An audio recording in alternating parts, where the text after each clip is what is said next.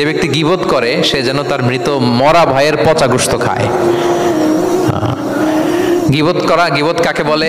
রাসূল সাল্লাল্লাহু আলাইহি ওয়াসাল্লাম বলেন গীবত হচ্ছে যিকরুকা আখাকা বিমা ইয়াকরাহু, তোমার ভাইয়ের অনুপস্থিতিতে তোমার ভাই সম্পর্কে এমন কিছু বলা যেটা শুনলে সে অপছন্দ করে, এমন কিছু বলা যেটা শোনা সে পছন্দ করে না। তো এক সাহাবী বলেন, ইয়া রাসূলুল্লাহ আফারাআইতা ইন কানা ফি মা আকুল, হে আল্লাহর রাসূল আমার ভাইয়ের মধ্যে যদি আসলেই সেই সমস্যাটা থাকে তাইলেও কি গীবত হবে? রাসূল সাল্লাল্লাহু আলাইহি ওয়াসাল্লাম বললেন, আরে তাইলেই তো গীবত হবে।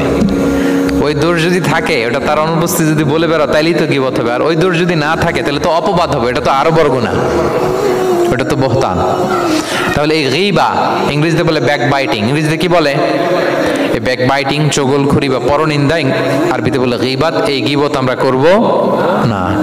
কারো কিছু বলা থাকলে আপনি তাকে সরাসরি নাসিহাত করুন। আর দিন ওয়ান নাসিহা, দিন হচ্ছে উপদেশ দেয়া, শুভ কামনা করা, তার প্রতি শুভ কামনা করে আপনি তাকে বুঝান, সে হয়তো বুঝবে।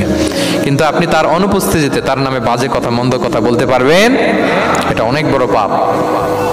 একজনের ব্যাপারে আরেকজনের কান ভারী করা, ওর কথা ওর কাছে, ওর কথা ওর করে, এরকম করে সমাজের মধ্যে একটা গিরিঙ্গি লাগায়, আছে না নেই?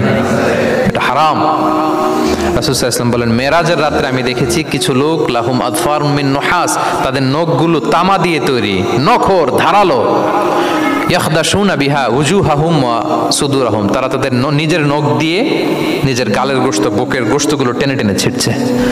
রাসূল সাল্লাল্লাহু আলাইহি ওয়াসাল্লাম জিবরাইল আলাইহিস সালামকে বললেন, মানহুম ইয়া জিবরিল, জিবরিল কারা এরা, এত বড় শাস্তি? জিবরাইল আলাইহিস সালাম বললেন, হুম আহলুল গীবা মিন উম্মাতিক, এরা হচ্ছে আপনার উম্মতের মধ্য থেকে তারা যারা গীবত করে।